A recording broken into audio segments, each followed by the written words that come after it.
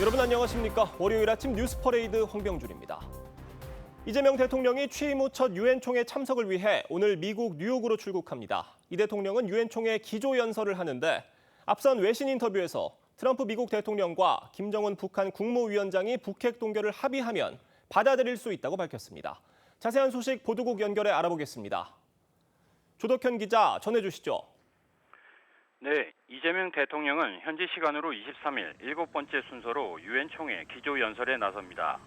이 대통령은 이번 연설에서 비상계엄 사태를 극복한 민주 대한민국의 복귀를 선언하고 한국의 위상 강화를 강조할 예정입니다.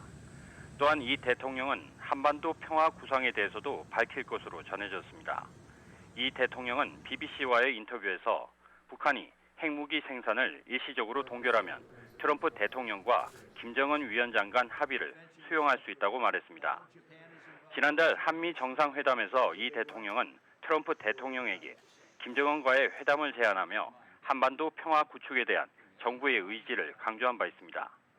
24일에는 한국 대통령으로는 처음으로 유엔 안전보장이사회 공개 토의를 주재합니다. 이 자리에서 이 대통령은 AI와 국제평화 안보를 주제로 국제사회 평화와 번영을 위한 공동 대응을 논의할 예정입니다. 이 대통령은 또 현지에서 열리는 한국경제설명회 투자 서밋에서 주요 글로벌 투자자들을 만나 투자를 요청할 계획입니다. 이번 외교 무대에서 이 대통령이 교착에 빠진 미국과의 무역 협상 문제에 어떤 실마리를 찾을지도 관심입니다. 이 대통령은 로이터 통신과의 인터뷰에서 3,500억 달러 대미 투자와 관련해 모두 현금으로 투자한다면 한국은 1997년 금융위기 당시와 같은 상황에 직면할 것이라고 말했습니다. 보도국에서 전해드렸습니다. 김정은 북한 국무위원장이 한국과 통일은 불필요하다며 하나가 없어지지 않으면 안 될 통일을 왜 하겠냐고 주장했습니다. 북한 조선중앙통신에 따르면 김정은은 21일 평양 만수대 의사당에서 열린 최고인민회의 연설에서 이같이 말하면서 비핵화는 절대 없고 비핵화를 털어버리면 미국과 마주서지 못할 이유가 없다고 밝혔습니다. 또 한미일 합동훈련은 대조선 적대시 정책의 연장이라고 강조했습니다. 그러면서도 개인적으로는 트럼프 미국 대통령과 좋은 추억이 있다고 덧붙였습니다.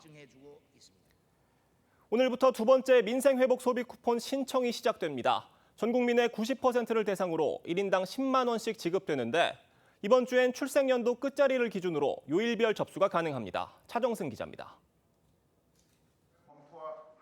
민생 회복을 위한 2차 소비 쿠폰은 1인당 10만 원씩 주어집니다. 전 국민에게 15만 원에서 많게는 45만 원씩 지급한 1차 때와 달리 이번엔 소득 상위 10%는 지급 대상에서 빠집니다. 대상자는 6월 부과된 가구별 건강보험료 합산액을 토대로 추려졌습니다. 직장 가입자 기준으로 1인 가구는 22만 원, 2인 가구 33만 원, 5인 가구는 60만 원 이하입니다. 지난해 재산세 과세표준 합계액이 12억 원을 넘거나 이자, 배당 등 금융소득이 2천만 원을 넘을 경우에도 받을 수 없습니다. 정확한 지급 대상자 확인은 정부 국민비서 서비스나 카드사 홈페이지, 콜센터 등에 문의하면 됩니다. 어렵게 되살린 내수 회복의 분위기가 2차 지급을 통해 지속될 수 있도록 관계부처 모두 만전을 기하겠습니다. 신청 방법은 신용카드사 홈페이지와 앱 등 온라인이나 은행과 주민센터 방문으로 가능합니다. 오전 9시부터 접수할 수 있는데 첫 번째 주는 신청이 몰릴 것을 대비해 출생연도 끝자리에 따른 요일제가 시행됩니다. 2001년생이라면 오늘 또는 27일 이후 신청해야 합니다. 신청 마감은 다음 달 31일이며 일부 업종을 제외한 연매출 30억 원 이하 소상공인 업체에서 쓸 수 있습니다. TV조선 차정승입니다. 네, 동대구역 앞에 시민들이 빼곡히 모여 있습니다. 지난 주말 국민의힘이 대구에서 연 대규모 장애 집회 모습인데요. 대여 투쟁에 본격 나선 건데 장동혁 대표는 이재명 대통령의 5개 재판을 제기해 이 대통령을 끝내야 한다며 상당히 수위 높은 발언들을 쏟아냈습니다. 변정현 기자가 보도합니다. 동대구역 앞 광장에 모인 시민들이 야당에 대한 정치 보복을 규탄하는 내용의 피켓을 흔들고 구호를 외칩니다. 정치 공작 중단하라! 자유민주주의를 수호하자는 대형 현수막도 들어올립니다. 국민의힘이 정부 여당에 대한 대규모 투쟁에 나선 건데 당 추산 7만여 명이 모였습니다. 단상에 오른 장동혁 대표는 이재명 대통령이 국민 위에 헌법 위에 군림하고 있다며 독재를 막아야 한다고 주장했습니다. 이재명의 5개 재판이 속히 다시 시작되게 만들어야 합니다, 여러분. 그래서 이재명을 끝내야 합니다, 여러분. 민주당 정청래 대표를 향해선 정치 테러 집단 수괴라는 표현까지 썼습니다. 음흉한 표정으로 이재명과 김어준의 똘마니를 자처하고 있습니다. 반헌법적인 정치 테러 집단의 수괴입니다. 송원석 원내대표는 이재명 정권 인사를 겨냥해 범죄자 주권 정부를 바로잡아야 한다고 지적했습니다. 22번이나 범죄가 있는 사람들이 장관으로 다 포진을 하고 있습니다. 이것은 우리가 범죄자 주권 정부라고 불러도 될 듯한데. 민주당이 추진하는 내란 전담 재판부에 대해선 황당무계하기 짝이 없는 인민재판이라고 비판했습니다. 국민의힘이 장외투쟁에 나선 건 자유한국당 시절이던 2020년 2월 광화문 집회 이후 5년 8개월 만입니다. 이번 집회에서도 윤석열 전 대통령 석방을 외치거나 부정선거를 주장하는 깃발이 등장했지만 행사 성격에 맞지 않는 구호는 자제해달라는 당 요청에 따라 윤어게인 구호는 다소 잦아든 모습을 보였습니다. TV조선 변정현입니다. 네, 민주당 김병기 원내대표가 이번 정기국회에서 배임죄 폐지를 처리하겠다고 했습니다. 앞서 이재명 대통령도 배임죄에 부정적인 입장을 밝힌 바 있는데 당장 국민의힘에서는 대장동 비리 등 배임죄로 기소된 이재명 대통령을 위한 법안 폐지라고 비판하고 나섰습니다. 이채연 기자의 보도입니다. 배임죄로 기소하잖아요. 그것도 유죄가 나서 감옥을 가요. 그 위험해서 어떻게 사업을 합니까? 이재명 대통령은 최근 배임죄 처벌 때문에 기업인들이 망설이지 않도록 하겠다며 배임죄의 부정적 입장을 드러냈습니다. 민주당에선 배임죄 완화를 넘어 완전 폐지하는 방향으로 검토해 왔는데 김병기 원내대표는 이번 정기국회에서 배임죄 폐지안을 처리하겠다고 공식화했습니다.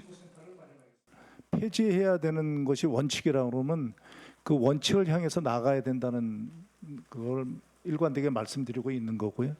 현재 법무부 등 정부가 배임죄 관련 판례를 정리 중인데 곧 당정협의와 지도부 추인을 거쳐 이번 달 내에 입법 계획을 발표할 계획입니다. 폐지 이후에 법적 공백은 또 없어야 되기 때문에 9월 내에 첫 번째 대책들을 좀 발표를 할 예정이다. 국민의힘은 민주당이 배임죄 폐지에 속도를 내는 건 기업인들이 아닌 이재명 대통령의 무죄 판결을 위한 것이라며 1호 수혜자는 이 대통령이 될 것이라고 지적했습니다. 이재명 재판 다 없애겠다는 거 아닙니까? 성남 FC 사건, 대장동 비리, 백현동 비리, 경기도 법카 유용까지 전부 업무상 배임으로 기소돼 있어요. 한동훈 전 대표도 이 대통령이 배임죄로 재판받지 않고 있다면 반기업 정당 민주당이 배임죄를 폐지하자고 했겠느냐고 반문했습니다. 재판 도중 법이 피고인에게 유리하게 바뀔 경우 새로운 법률을 적용할 수 있는데 이 경우 폐지된 법으로 재판을 받던 피고인은 소송이 종결되는 면소 판결을 받게 됩니다. TV조선 이채연입니다.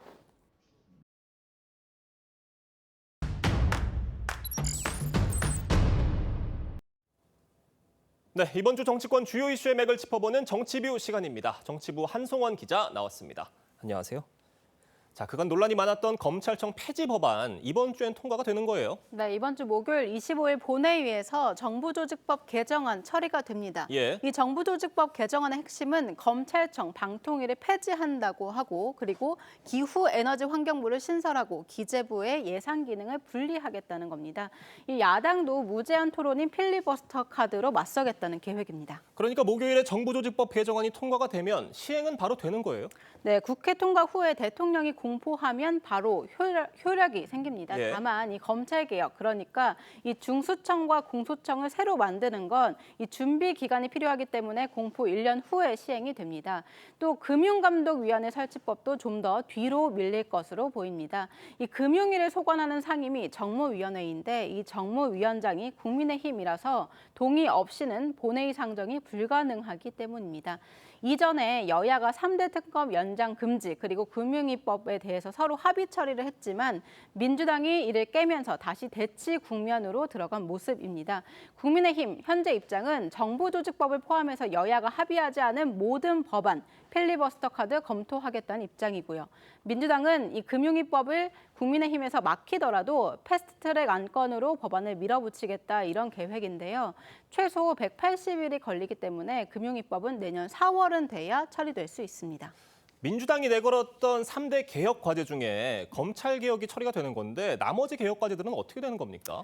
일단 사법개혁과 언론개혁 11월쯤에야 처리될 것으로 보입니다. 김병기 원내대표 어제 취임 100일 기자회견을 열었는데 직접 밝혔습니다.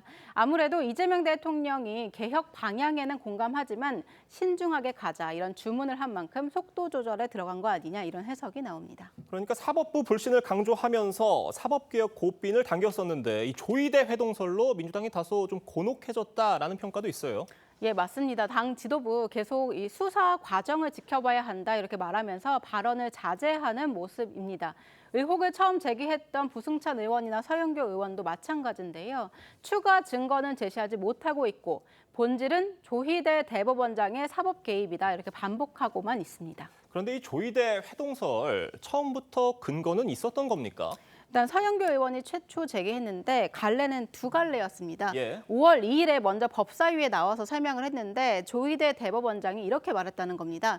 이재명 사건 대법원에 올라오면 알아서 처리하겠다 이렇게 말했다는 의혹을 처음에 제기를 했었고 그 이후에 2주 뒤에 다시 법사위에 나와서 이 조희대 대법원장이 한덕수 총리를 만나서 비슷한 이야기를 했다 이런 사인 회동설을 다시 제기한 겁니다. 그러니까 이 두 가지 설 모두 서영교 의원이 사건 당사자로부터 직접 들은 건 아니라고요? 두 의혹 모두 서 의원이 직접 들은 건 아니었습니다. 예. 일단 재판 모의 의혹 서영교 의원이 현직 국회의원으로부터 들었다 이렇게 말했는데요. 이 현직 국회의원도 직접 들은 게 아니었습니다. 현직 국회의원은 과거 민정라인 인사로부터 1년 전에 들었다고 했는데 이 과거 민정라인 인사도 지금 불분명한 상황이고 예. 제보의 고리도 꽤 긴 편이라서 불분명한 상황입니다. 그리고 조희대 사인회동설 역시 이 진보 성향 유튜브 방송에 출연한 이 무소속 최혁진 의원으로부터 들었다는 건데요. 예. 이 최혁진 의원 저희가 통화를 해봤습니다. 통화해 보니까 유튜브에서 출연해서 처음 들었는데 이 유튜브 측에서 복수의 관계자로부터 검증을 한 걸로 알고 있고 이 회동설을 제기한 제보자 야권의 고위직 그러니까 신뢰할 만한 인사다 이렇게 설명을 했습니다. 자, 국민의힘 이 조이대 회동설 논란을 계기로 공세 수위를 더 끌어올리고 있는데 앞으로의 전략은 어떻습니까? 야권에서는 민주당을 반헌법적 정치 테러 집단이다 이렇게 규정하고 있습니다. 정치 조작을 하고 있다 이렇게 목소리를 높이는 건데요. 삼권 분립을 흔드는 정당 이미지 강화하려는 전략입니다. 또 이 조이대 회동설을 계기로 이 가짜뉴스 프레임을 강화하면서 국면 전환의 계기로 삼겠다 이런 전략인데요. 국회에서 제보 녹취를 틀면서 방금 설명드린 이 조이대 회동설을 제기한 서영교 의원 지금 직권남용 혐의 등으로 고발된 상태입니다. 그리고 가장 최근에 또 민주당이 이철규 의원을 향해서 KH그룹 조경식 부회장 수사 무마 청탁 의혹 또다시 제기했는데요. 이 역시 교도소에 수감되어 있던 이 조경식 부회장을 어떻게 만날 수 있냐 이렇게 공개 반박이 나온 상황이라서 민주당을 향해서 청담동 술자리 시즌3다 이렇게 맞받고 있는 겁니다. 알겠습니다. 한 기자 잘 들었습니다.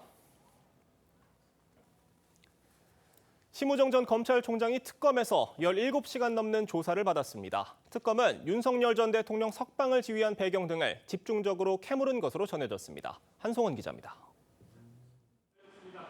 밤샘 조사를 받은 심우정 전 검찰총장이 특검팀이 있는 서울고검청사를 빠져나옵니다.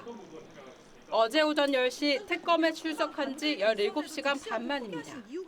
피고발인 신문으로 소환 조사 받으셨는데 오늘 어떤 부분 해명하셨습니까? 내란 특검팀은 어젯밤 10시까지 12시간 동안 윤 전 대통령의 구속 취소 이후 즉시 항고를 포기하고 석방을 지휘한 경위를 집중 추궁한 것으로 알려졌습니다. 조사 이후 조서 열람에만 5시간 30분이 걸리며 심 전 총장은 새벽 3시 반에야 차량을 타고 이동했습니다. 지난 3월 법원은 내란 재판 과정에서 윤석열 전 대통령의 구속기간 계산이 잘못됐다며 구속 취소 결정을 내렸습니다. 당시 검찰 특별수사본부는 즉시 항고로 상급심 판단을 받아봐야 한다며 윤 전 대통령 석방에 반대했습니다. 하지만 심 전 총장은 위헌 소지가 있다는 이유로 수사팀의 석방을 지휘했고 직권남용과 직무유기 혐의 등으로 고발을 당했습니다. 적법 절차와 인권 보장은 제가 취임 이후 계속하여 강조해 온 저희 검찰의 기본적인 사명입니다. 특검은 또 심 전 총장이 지난해 비상계엄 당시 박성재 전 법무장관 지시로 합동수사본부에 검사를 파견하려 한 의혹도 캐물은 것으로 전해졌습니다. 당시 대검 검사가 방첩사령부 측과 연락한 뒤 선관위에 출동했다는 의혹도 조사 중입니다. TV조선 한송원입니다. 네, 김건희 여사에게 금품을 건넨 혐의를 받는 한학자 통일교 총재에 대한 구속영장 실질심사가 오늘 오후에 열립니다. 윤석열 전 대통령은 방어권 보장이 필요하다며 보석을 청구했는데 법원에서는 26일 공판을 열어 관련 내용을 검토할 전망입니다. 이루라 기자의 보도입니다. 김건희 특검은 18일 한학자 총재가 윤석열 정부의 통일교 지원을 요청하며 권성동 국민의힘 의원에게 정치자금 1억 원을 전달한 혐의로 구속영장을 청구했습니다. 권성동 의원에게 1억 원 왜 전달하셨나요? 내가 왜 그럴 필요가 있습니까? 법원이 오후 1시 30분 한 총재에 대한 구속영장 실질심사를 진행합니다. 특검은 한 총재가 소환에 3차례나 응하지 않고 혐의도 부인하는 등 증거인멸과 도주 우려가 있다며 구속 필요성을 강조할 방침입니다. 한 총재 측은 83세 고령인데다 도주나 증거인멸 우려가 없다며 불구속 수사를 주장하고 있습니다. 구속돼 재판을 받고 있는 윤석열 전 대통령은 19일 보석을 청구했습니다. 윤 전 대통령 측은 실질적인 방어권 보장을 위해 보석을 청구했다며 석방되면 재판에 출석할 예정이라고 밝혔습니다. 앞서 7월 윤 전 대통령을 구속시킨 특검은 증거인멸 우려가 있다며 보석에 반대하는 입장입니다. 윤석열 전 대통령에 대해 직권남용 권리행사 방해죄 등으로 서울중앙지법에 구속영장을 청구하였습니다. 법원은 26일 공판을 열고 보석 청구에 대한 양측의 의견을 들을 전망입니다. TV조선 이루라입니다.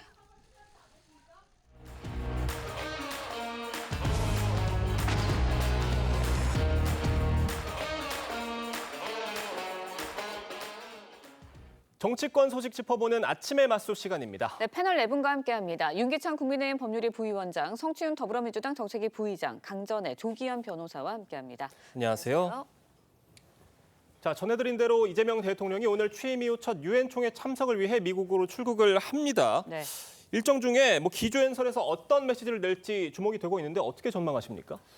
일반적으로 이제 대한민국의 외교 기조를 예. 밝히는 자리잖아요. 거기다가 유독 대한민국의 경우에는 이제 한반도와 관련된 문제 제기를 많이 했었죠. 여기에 이제 저는 그 통일 얘기가 들어가는지 여부, 예. 그다음에 핵 관련된 것들을 어떻게 우회적으로 표현해서 들어가는지 여부 등이 이제 관전 포인트라고 보고, 또 하나 예전에 노무현 전 대통령의 경우에는 사실 이제 약소국과 강소국의 약간 비교적 이런 공존 이런 문제를 많이 제기했었거든요. 그래서 이재명 대통령이 노무현 전 대통령 말씀을 사실 많이 하고 계시기 때문에 예. 관련된 그 부분도 어느 정도 결을 같이 하고 있지 않을까 이런 생각이 듭니다. 지금 뉴욕행에 앞서서 이재명 대통령 북핵 동결은 임시 조치로 현실적이고 북미가 합의했을 때 수용할 수 있다. 이런 입장을 밝히기도 했는데 이 기조연설에서 어떤 대북 메시지를 낼지도 관심이 모아지고 있습니다. 어떻게 보세요? 저는 예, 강재 대변인. 예, 북한과 관련해서는 뭐 이번에 미국 트럼프 대통령과 만났을 때에도 피스메이커, 페이스메이커 예. 이런 이야기들을 한 바가 있습니다. 그만큼 이재명 대통령 스스로는 북한과의 관계에 있어서 본인이 어떠한 역할을 하겠다라는 의지는 굉장히 강한 것으로 보이는데요. 예. 오늘 새벽에도 속보로 나왔지만 북한 측에서는 지금 이국가론에 대해서 명확하게 밝힌 부분이죠. 전혀 뭐 통일이라든지 예. 함께할 의사는 없어 보입니다.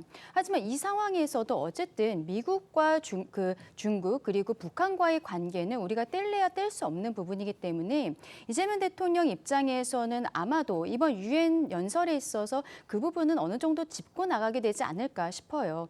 다만 북한 측에서도 이 부분에 대해서 예의주시하고 있을 것이고 서로 간의 대화가 쉽지 않은 상황에서 이재명 대통령이 그 발언의 수위를 어느 정도 할 것인지 좀 지켜봐야 될 것으로 보입니다. 예. 네, 북핵 문제와 관련해서 어떤 이야기를 할지도 관심이 쏠리는데 이재명 대통령 이제 오늘 뉴욕으로 출발을 합니다. 앞서서 외신과의 인터뷰에서 미국의 3,500억 달러 투자 요구를 수용하면 한국이 1997년에 버금가는 위기에 처할 것이다 라는 입장을 밝히기도 했었거든요. 조기현 변호사께 여쭤볼게요. 관세 협상이 좀 교착 상태에 빠진 상황이잖아요. 어떤 의미로 이걸 받아들여야 할까요? 관세 협상이 교착 상태에 빠진 핵심적 이유가 바로 저거죠. 그러니까 미국이 요구하는 조건을 그대로 수용할 경우에 우리 외환 보유고라든가 현실상 도저히 수용할 수 없고 실제 외환 위기로 상황으로 갈 수 있는 중대한 문제가 있기 때문에 지금 미국이 요구하는 수준의 내용을 합의하기 어려운 겁니다. 그 내용을 분명하게 말씀을 하신 거고요. 일본과는 분명히 다르죠. 지금 미국은 일본의 예를 들면서 그대로 수용하라고 압박하고 있지만 일본은 우리보다 외환 보유고가 2배 이상 많고 사실상 기축통화국입니다. 그리고 미국과 스와프, 통화 스와프가 체결돼 있습니다. 반면에 우리는 그럴 수 있는 조건이 전혀 아닌 상태에서 3,500억 불을 미국이 지정하는 대로 현금 투자라는 요구를 그대로 받아들이면 우리 외환 상황에선 지금 받아들이기 힘든 조건이죠. 그 부분을 말씀하신 거고 아마 이 문제가 해결되지 않으면 그래서 이제 조건으로 걸고 있는 한미 통화 스와프 문제가 협상에서 같이 타결되지 않는다면 지금 미국의 조건을 그대로 수용할 수 없는 우리의 현실을 분명히 말씀하신 것 같습니다. 뭐 이런 상황에서 앞서 살짝 짚어주셨는데 방미를 하루 앞두고 나온 이재명 대통령의 SNS 발언, 정치권에서 공방이 벌어지고 있습니다.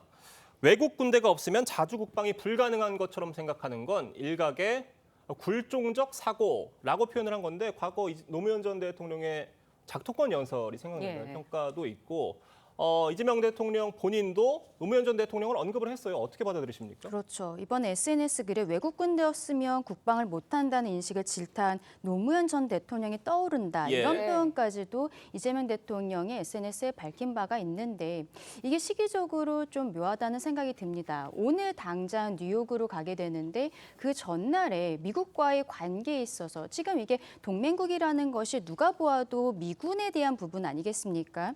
이게 이번에 우리가 한미 정상회담 과정에서 결국에는 뭐 방위비라든지 이런 국방과 관련해서는 제대로 된 합의는 없었던 상황인데 미국에 가기 직전에 이런 이야기를 한다는 것은 선제적으로 특히 노무현 전 대통령을 언급하면서 지지층을 결집하려는 것이 아닌가라는 생각이 드는 부분들이 있는 것이죠. 그런데 다만 이런 것들이 미국에 있어서의 심기를 굉장히 건드릴 수가 있는 부분도 우리가 실상 관세 협정조차도 제대로 되지 않은 상황이거든요. 이런 것들은 SNS에 글을 먼저 올리는 것들은 지지층 결집도 좋지만 일반 국민들 입장에서는 조금은 걱정되는 부분들이 있기 때문에 조금 이렇게 외교에 있어서는 말씀을 자제하시는 것도 좋지 않을까라는 개인적인 생각도 있습니다. 네, 우려를 좀 짚어주셨는데 야당에서는 이제 한미 동맹을 깨자는 이야기 아니냐 이러면서 반발이 좀 나왔거든요. 성추영 부의장님은 이거 어떻게 들으셨어요? 완전히 잘못된 해석이죠. 왜냐하면 지금 현대 안보는 그 자체적인 국방 능력을 늘리는 것과 그리고 안보 동맹 이 두 가지가 동시에 진행되는 겁니다. 근데 이 안보 동맹에만 의지한 채 자주 국방 능력을 늘리는 걸 소홀히 하거나 게을리하는 것 이거는 굴종적 사고다라는 걸 비판하는 것이거든요. 예를 들면 손흥민 선수가 나는 이제 혼자서 득점할 수 있는 능력도 기르겠다라고 말하는 것이 앞으로 팀 플레이를 안 하겠다, 그걸 깨겠다는 선언으로 해석할 수는 없는 것이거든요. 그렇기 때문에 두 가지 축을 동시에 추구하겠다, 그러기 위해서 자주 국방 능력을 늘리겠다는 이재명 대통령의 그런 선언적 발언을 그런 식으로 해석한다. 사실 과거 안보를 앞세우는 건 보수 정권임에도 불구하고 국방비를 늘린다든가 아니면 첨단 무기를 도입하는 것은 사실 문재인 정부를 비롯한 진보 안보 정권이 더 적극적이었거든요. 그런 그 자주국방 능력을 소홀히 한 본인들의 과거를 반성하지는 못할 망정 이런 발언에 대해서 뭐 굴욕적이다, 한미 동맹을 깨기 위한 것이다라고 하는 것 자체가 너무 대통령의 발언을 정쟁화시키는 것이다라는 지적을 하고 싶습니다. 네, 지금 들으신 것처럼 이재명 대통령의 메시지를 놓고 여러 해석이 나오고 있는 상황입니다. 지난달에 한미 정상회담을 앞두고 이재명 대통령이 했던 발언 들어보겠습니다. 유연화에는 요구가 있는 건 사실이지만 또 우리 입장에서는 그렇게 쉽게 동의하기 어려운 문제라서 어쨌든 주한미군의 미래형 전략과 그런 얘기는 우리 입장에서 좀 필요해요. 그러니까 이재명 대통령이 이번 SNS 발언이 미국의 동맹 유연화 요구에 동조하는 상황까지 좀 염두에 두고 있는 것이 아니냐라는 해석도 있거든요. 어떻게 보세요? 근데 저는 저게 사실은 이제 이재명 대통령의 정책 기준 실용주의하고 안 맞아요.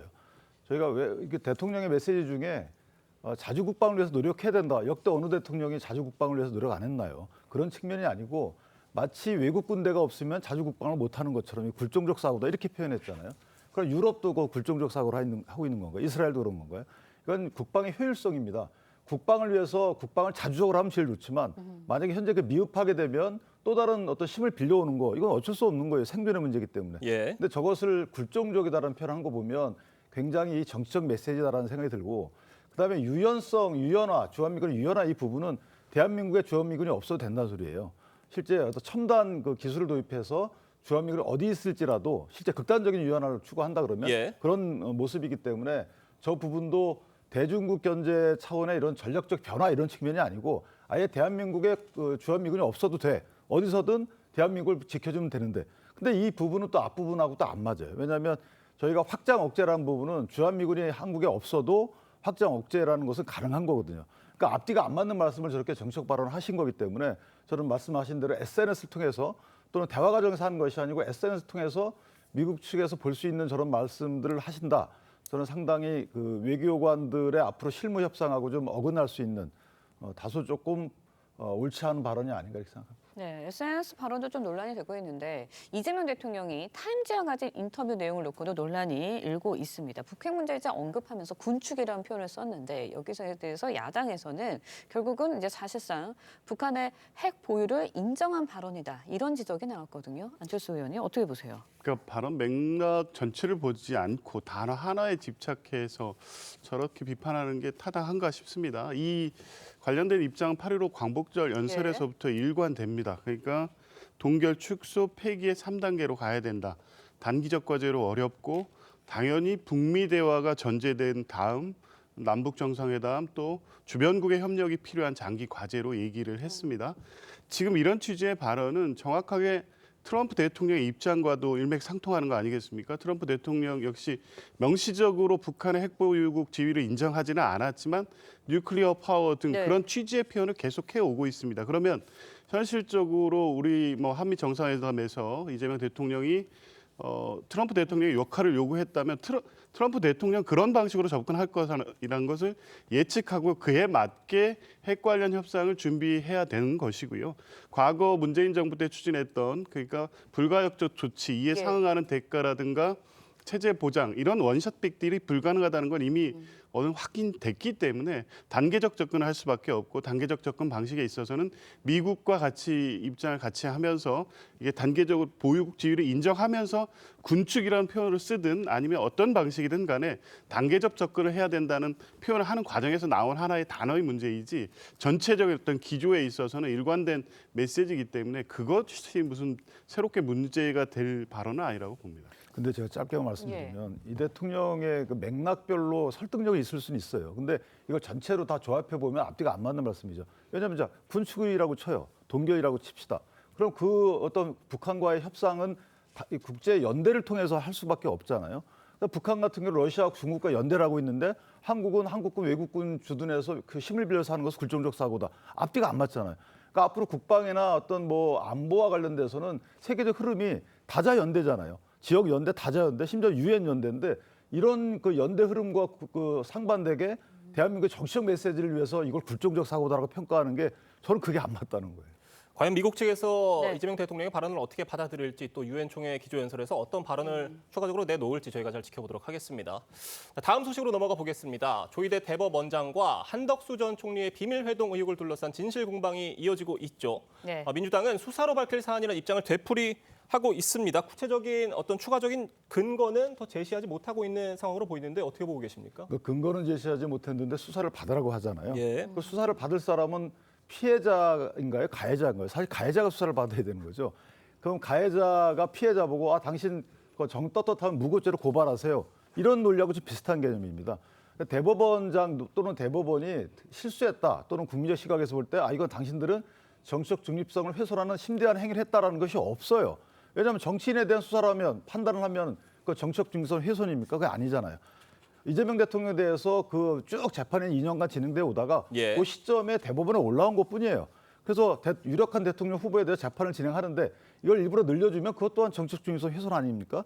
그러니까 이 부분은 심히 정치적 공격의 범위를 넘어섰다라는 생각이 드는 것이고 또 하나는 본질론 얘기하는데 사실 본질은 그 민주당이 얘기 잘했어요. 결국 본질은 이재명 대통령에 대해서 판단했다는 거죠. 파기환송했다. 우리한테 불리한 판단했다 이거거든요.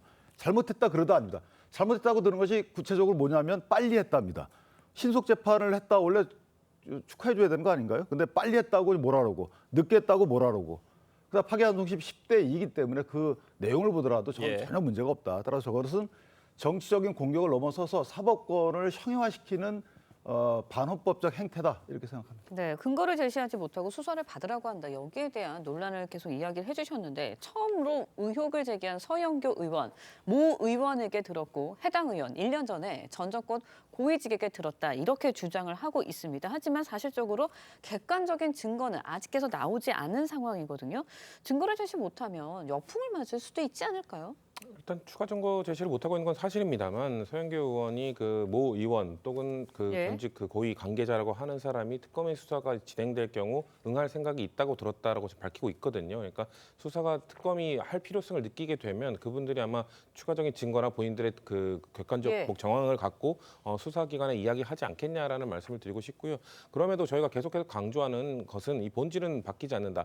아까 뭐 사법 쿠데타 뭐 이런 말씀을 하시면서 빠르게 재판되는 게 좋지 않냐라고 말씀하셨는데 예를 들면 뭐 633 원칙이 있다가 그걸 지키는 게 뭐가 문제냐 뭐 이런 말씀들을 하시는데 633 원칙에서 6개월이 아닌 뭐 6일 만에 판결을 내려버리면 판결을 받은 사람의 입장에서는 억울할 수도 있는 것이거든요. 그러니까 신속 재판은 당연히 필요한 것입니다만 너무 빠르게 진행될 경우 그것은 받는 사람의 입장에서는 불리하게 느낄 수 있다. 그런 것들을 지적하는 것이기 때문에 저희가 조희대 사법부에 대해서 지적하는 그 비판의 논점들은 흐려지지 않는다라는 말씀드리겠습니다. 저희가 돌이켜서 생각해보면 이재명 대통령의 대법원 판결 날짜가 잡혔을 때 민주당 쪽에서도 뭐 반기는 분위기도 일부 감지가 됐었거든요. 날짜가 빨리 잡힌 것에 대해서 이게 뭐 어떤 본인들이 기대하는 판결이 나오지 않을까라는 어떤 기대 속에서 그런 목소리도 나왔었는데 어떻게 보고 계십니까? 그렇죠. 왜냐하면 항소심에서 무죄 판결이 나왔었기 때문에 대법원에서도 무죄를 확정해주기 위해서 선고를 빨리 하는 것이다. 오히려 민주당 측에서는 그런 주장도 한 바가 있었는데 원하는 판결이 나오지 않으니까 그때는 이제 지금 보시는 것처럼 조희대 대법원장 개인에 대해서 지금 공격하는 것처럼 보이지만 실상은 대법원 그리고 사법부 전체를 무력화하려는 것이 아니냐라는 생각을 국민들께서는 생각을 가지실 수밖에 없는 것이죠. 반대로 보았을 때는 윤석열 전 대통령에 대해서 헌법재판소에서 탄핵 인용 결정이 나왔을 때 저희 국민의 입장에서는 민주당보다도 먼저 이 판결을 받아들이고 국민들께 사과하는 메시지가 나갔던 바가 있습니다. 민주당에서는 이렇게 사법부에서 나오는 판단들에 대해서 본인들이 유리하고 불리한 것들을 나눠서 선체적으로 취사 선택하는 것이 아닌가라는 생각을 지울 수가 없는 것이죠. 이런 것들이 상권 분립에 대한 어떠한 정면 도전이 아닌가라는 생각들을 갖게 되는데 이 부분은 분명히 민주당에서 짚고 넘어가야 하지 않나. 대한민국 헌법의 테두리를 넘어서면 되지 않는다라고 말씀드리고 싶습니다. 네, 일단 국민의힘에서는 민주당의 정치 공작이다라면서 공세를 이어가고 있습니다. 어제 6년 만에 열린 장애투쟁에서도 거센 비판이 나왔는데요. 직접 듣고 이야기 이어가겠습니다. 이재명이 국민 위에 헌법 위에 군림하고 있습니다. 야당도 죽이고 검찰도 죽이겠다고 달려들고 있습니다. 하다 대법원장을 제거하겠다며 쓰레기 같은 정치 공작까지 감행하고 있습니다. 네, 장동혁 국민의힘 대표의 연설 모습 보셨는데요. 국민의힘에서는 이제 대국민 사기극이다. 민주당의 정당 해산까지 거론을 하고 있습니다. 거친 표현이 많이 나왔어요. 어떻게 보셨어요? 지금 국민의힘이 계속 주장하는 게 이재명 정부를 독재 정권으로 규정하고 이제 정당 해산까지 주장합니다. 저는 이 주장을 하면 할수록 본인들의 스스로의 지금 발목을 잡는다 그렇게 봅니다.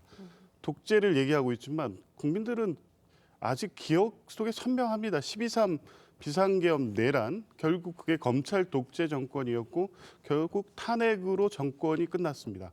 지금 정당 해산도 마찬가지죠. 그 과정에서 사실 계엄 해제 표결을 봉쇄했다는 의혹으로 당 주요 지도부가 수사를 받고 있습니다. 예. 그리고 법원이 발부한 체포영장의 집행을 집단적으로 이 저지하기 위한 행위했던 장면도 고스란히 지금 영상에 남아 있습니다. 자, 이런 장면들을 보고 이 상황들을 볼 때 오히려 해산될 정당은 민주적 기본 질서에 반하는 정당인 국민의힘이 아니냐라는 생각을 국민들이 더 갖게 하는 겁니다. 이 주장을 하면 할수록 본인들의 과거 행위에 대한 책임이 더 부각될 수밖에 없는데 지금 민주당의 그 4인 회동설 하나만을 가지고 이 그 정당 해산 요건이라 하는 건 헌법적으로도 도저히 성립될 수도 없는 주장이고 정치적으로도 전혀 유리하지 않은 주장인데 길거리에서 본인들을 지지하는 지지층만을 위한 정치를 하고 있다는 걸 단적으로 보여주는 사례라고 봅니다.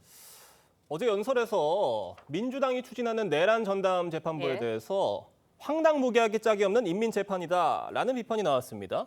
지금 이것에 대해서 김병기 원내대표 내란 전담 재판부에 대해서는 국민 공감대를 얻어서 처리할 것이다라는 입장을 밝혔는데 이게 정청래 대표랑 협의가 된 내용인지 모르겠어요. 글쎄 지도부에서는 뭐 긴밀하게 소통을 하고 있기 때문에 어느 정도 좀 협의를 한 내용이라고 보는데요. 왜냐하면은 최근에 예를 들면 문영배 전 헌법재판소장 권한 대행이 이 내란 전담 재판부가 오히려 시기를 늦출 수도 있다라는 지적들을 해주셨거든요. 그런 것들을 비롯해서 다양한 의견들을 수렴하겠다는 의지를 지도부가 지금 표출하고 있는 것으로 보여집니다. 김병기 원내대표 이런 말을 했거든요. 그러니까 이 내란 전담 재판부는 사법부에 대해서 뭔가 공격을 하는 것이 아니라 최소한의 방어 시스템을 구축하는 것이다. 저희가 내란 전담 재판부를 처음에 이야기할 때도 지금 내란 재판을 담당하고 있는 지기현 부장판사가 침대 축구 재판을 지연하는 것이 아니냐.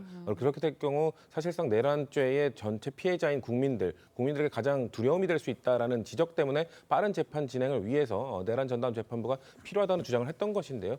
그런 최소한의 방어 시스템이 뭐냐라고 말씀을 드리면 결국 지기현 재판부가 지금은 12월 안에 1심을 끝내겠다고 말을 했습니다만 만약에 행여나 이거를 질질 끌게 될 경우 우리는 최소한의 방어 시스템을 구축하기 위해서 내란 전담 재판부를 그때 신속하게 좀 추진하겠다는 최소한의 방어를 구축하겠다는 그런 의지로 읽히기 때문에 조금의 약간의 속도 조절은 지금 당내에서도 어느 정도 의견 조율이 이루어지는 것 같다라는 말씀드리겠습니다. 네. 알겠습니다. 다음 소식 짧게 짚어보겠습니다. 심우정 전 검찰총장이 내란 특검팀의 조사를 받고 17시간여 만에 귀가했습니다. 먼저 관련 영상 보겠습니다. 오늘 피고발인 신문으로 소환 조사 받으셨는데 오늘 어떤 부분 해명하셨습니까? 윤 전 대통령 석방 반대 의견 있었는데도 즉시하고 포기하신 이유가 뭔가요? 판단에 후회 없으십니까? 옆방 어떠세요? 오늘 심경이라도 한 말씀 좀 밝혀주시죠. 얘기 나왔어요. 박성재 전 장관으로부터 합수분의 검찰 파견 지시 받았다는 의혹에 대해서 어떤 입장이십니까? 오늘 심경이라도. 네, 결국 쟁점은 이건 것 같아요. 당시 이제 심우정 검찰총장이 수사팀의 반대에도 윤 전 대통령 석방을 지휘했다라는 이 부분인 것 같은데 이게 직권남용, 직무유기에 해당이 될까요? 어떻게 보세요? 못 된다고 봅니다. 왜냐하면 우리 형사소송법 제정된 이래에 구속 기간을 시간으로 계산해서 적용한 사례가 없습니다.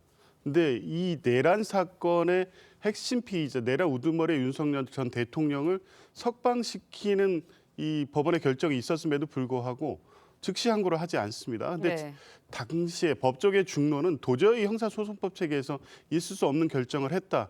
상급법원의 판단을 받아야 된다는 게 법적의 중론이었고 당연히 할 것으로 봤지만 석방지휘를 한 겁니다. 그러면 석방지휘를 통해서 그 직무를 수행한 공무원에 대해서는 의무 없는 일을 하게 한 것이고 즉시 항고를 하지 않은 것은 당연히 검찰로서 해야 될 조치를 취하지 않은 것이기 때문에 두 가지 고발 혐의 사실에 대해서 수사를 통해서 혐의 입증이 충분히 가능할 거로 봅니다. 네, 강재현 대표님. 그런데 이제 구속 취소 결정에 대해서 즉시 항고하지 않았을 네. 때 예. 그때도 이 부분에 대해서 참 언론에서 많이 다뤘었는데요. 이게 구속 취소 결정에 대한 상황은 아니었습니다만 과거에 2012년에 구속 집행정지 결정에 대해서 검사가 즉시 항고할 수 있다는 이 규정. 예. 이것이 위헌이라는 헌법재판소의 판단이 있었거든요. 그래서 검찰 측에서도 즉시 항고를 해야 되는지 말아야 되는지 이 사건에 딱 맞는 것들은 없었기 때문에 지도부 회의를 하고 그리고서 결정이 나왔던 것입니다. 근데 이제 조금 시간이 지난 상황이고 그때는 다 그냥 그렇게 넘어갔던 상황들을 특검이 다시 한번 들여다보면서 뭐 심우정 검찰총장을 불러서 이렇게 조사를 한다는 것은 이것을 정치적으로 몰아가는 것이 아닌가. 그때 이미 이러한 부분에 있어서 판례가 있다는 것들을 국민들께 검찰에서 직접 말씀을 드린 바가 있거든요. 이것은 너무 정치적이다라고 말씀드리고 싶습니다. 알겠습니다. 오늘 네 분 말씀은 여기까지 듣겠습니다. 감사합니다. 고맙습니다. KT 무단 소액 결제 피해가 기존에 알려진 지역 말고도 서울 서초구와 동작구 등에서 더 있었던 것으로 드러났습니다. 소액 결제 이용자에 대한 전수조사가 필요하다는 목소리가 커지고 있습니다. 우현주 기자의 보도입니다. 지난달 5일부터 한 달간 KT가 자체 조사한 피해 현황입니다. 8월 5일 서울 동작구에서 약 87만 원, 9일과 11일에는 서초구에서 227만 원, 20일에는 고양시 일산 동구에서 6차례에 걸쳐 178만 원의 무단 소액 결제가 이루어졌습니다. 당초 알려진 경기 광명시와 서울 금천구 등 외에도 피해 지역이 더 있었던 겁니다. 무단 결제 피해가 처음 알려진 지난 4일과 소액 결제를 차단한 5일에도 총 100건에 가까운 무단 결제가 발생한 것으로 파악됐습니다. 9월 5일 이후 추가 피해 발생은 없음을 말씀드리고 근본적인 원인은 민간합동조사단과 경찰청 수사 결과에 따라서 KT 사고 피해 현황은 매번 달라지고 있습니다. 피해 인원과 금액은 물론 없다고 했던 개인정보 유출 피해도 5천여 명에서 2만 명으로 늘었습니다. 여기에 피해 지역 범위도 확대되면서 소액 결제에 대한 전수조사와 수사 확대가 필요하다는 지적이 나옵니다. 우리가 얘기하는 그런 시나리오들을 전부 다 KT가 먼저 알아야 된다는 거죠. 정확히 조사할 수 있는 전문 인력이 아직 없지 않나라고 의심하는 거고요. KT 측은 불법 기지국 아이디를 찾기 위해 ARS에 국한해 조사했고 이 아이디 신호를 수신한 2만 명을 대상으로는 모든 인증수단에 대해 조사했다고 해명했습니다. TV조선 오현주입니다. 경기 남양주의 한 다세대 주택에서 불이 나 40대 엄마가 숨지고 7살 아들이 위독한 상태입니다. 네, 현관문 바로 옆에서 시작된 불이 순식간에 번지면서 미처 빠져나오지 못한 것으로 추정됩니다. 김준석 기자의 보도입니다. 건물 곳곳이 시커멓게 그을리고 집안 가구 등은 모두 잿더미로 변했습니다. 경기 남양주의 3층짜리 다세대 주택 1층에서 불이 났습니다. 점점 이렇게 천장이 자욱해지더라고요. 아이 우는 소리를 확실히 들었기 때문에 신고를 하게 된 거고 두들기면서 나오라고 그랬죠. 불은 출입구 바로 옆에 다용도실에서 시작됐습니다. 불길은 쇠로 된 방범 창살이 구부러질 정도로 거셌습니다. 미처 빠져나오지 못한 40대 여성이 숨지고 7살짜리 아들은 의식을 잃고 중태에 빠졌습니다. 다용도실로 쓰는 작은 방으로 보고를 받았는데요. 좀 늦게 연기를 인식하면 그런 경우도 있어서 수초만 해도 정신을 잃을 수도 있고요. 이웃들도 안타까움을 감추지 못했습니다. 밝으셨어요. 되게 성격 좋으셨고 털털하시고. 마트 다니는 것도 되게 좋아하고 태권도 다니는 거 되게 좋아하고. 다른 주민 13명은 스스로 대피하거나 구조됐습니다. 화재 진압 중 소방관 1명도 화상을 입었습니다. 경찰과 소방당국은 합동감식을 통해 화재 원인 등을 조사할 예정입니다. TV조선 김준석입니다. 네, 영국과 캐나다가 팔레스타인을 국가로 공식 승인했습니다. 주요 7개국 G7 국가 가운데 처음인데 이스라엘은 테러 세력에게 정당성을 부여하고 있다면서 강하게 반발했습니다. 이로라 기자가 보도합니다. 영국과 캐나다, 호주 등 영연방 3국 중 가장 먼저 움직인 건 캐나다였습니다. 마크 카니 캐나다 총리는 현지 시간 21일 팔레스타인 자치정부가 주도하는 국가를 인정한다면서도 하마스를 정당화하거나 보상하는 것이 아니라는 점을 분명히 했습니다. 곧이어 호주와 영국도 같은 입장을 밝혔습니다. 특히 1917년 벨푸어 선언으로 팔레스타인 분쟁에 단초를 제공했던 영국이 100여 년 만에 입장을 바꿨다는 점에서 의미가 큽니다. Today, to revive the hope of peace and a two-state solution, that the United Kingdom formally recognizes the state of Palestine. 이로써 팔레스타인을 국가로 인정한 나라는 UN 193개국 중 150개국으로 늘었고 주요 7개국 G7 국가 중에서는 캐나다와 영국이 처음으로 합류했습니다. 역시 G7 국가인 프랑스와 벨기에 등도 UN 총회를 계기로 뒤따를 예정입니다. 팔레스타인 자치정부는 즉각 환영했습니다. This is a historic recognition is about ending the denial of the existence of the Palestinian people, the denial of our right to self-determination. 반면 이스라엘은 테러 세력에게 정당성을 부여한다며 강력 반발했습니다. יש לי מסר ברור לאותם מנהיגים שמכירים במדינה פלסטינית לאחר הטבח הנורא ב7 באוקטובר. אתם מעניקים פרס עצום לטרור. 이들 국가의 팔레스타인 국가 인정이 가자 전쟁을 이어온 이스라엘엔 압박이 될 수 있을지 주목됩니다. TV조선 이루라입니다. 네, 전문직 비자 수수료를 연간 1억 4천만 원으로 100배 올리겠다고 밝혔던 미 트럼프 행정부가 하루 만에 해명에 나섰습니다.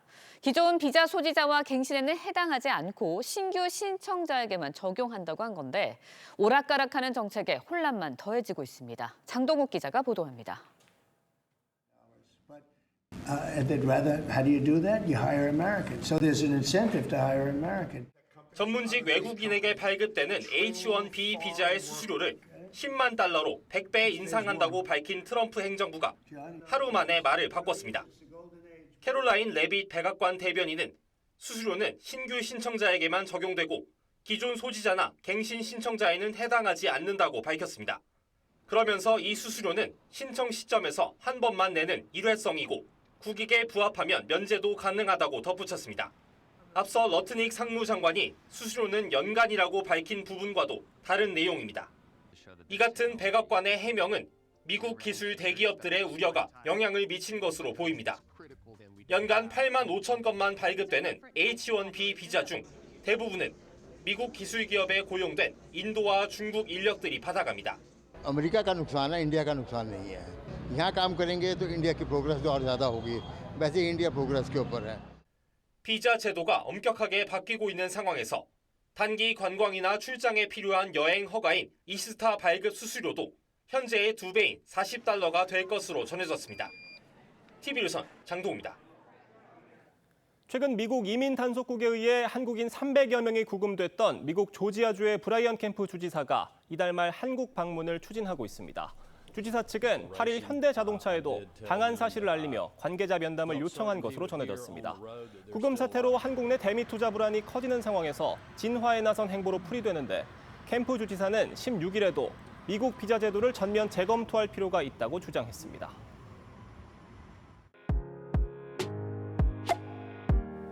렌즈에 담긴 순간 그 의미를 짚어보는 시간이죠. 사진 기자가 선택한 아침의 한 장입니다. 오늘은 조선일보 사진부 이태경 기자와 함께합니다. 안녕하세요. 오늘 볼 사진 어떤 건가요? 네, 요즘 날씨가 정말 시원해졌는데요. 선선해진 가을을 만끽하는 우리 주변의 모습 사진으로 만나보겠습니다.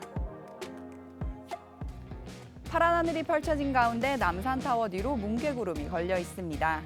요즘 큰 인기를 누리고 있는 국립중앙박물관에 가면 이런 풍경을 볼 수 있는데요. 시원한 바람을 맞으며 가을을 만끽하는 사람들의 모습입니다. 보기만 해도 시원한 것 같은데 정말 야외 활동하기 좋은 날씨예요. 네, 그렇습니다. 요즘 야외에서 다양한 활동들이 펼쳐지는데요. 서울 상암동에서는 주말 동안 독스포츠 대회가 열렸습니다. 반려견과 행사장을 찾은 사람들의 얼굴에는 웃음이 끊이지 않습니다. 또 한강에서는 잠퍼자기 대회가 열려 시원한 바람이 부는 가운데 낮잠을 자는 사람들의 모습을 볼 수 있었습니다. 시원해진 날씨를 충분히 즐기시는 하루 되길 바랍니다. 지금까지 아침의 한 장이었습니다.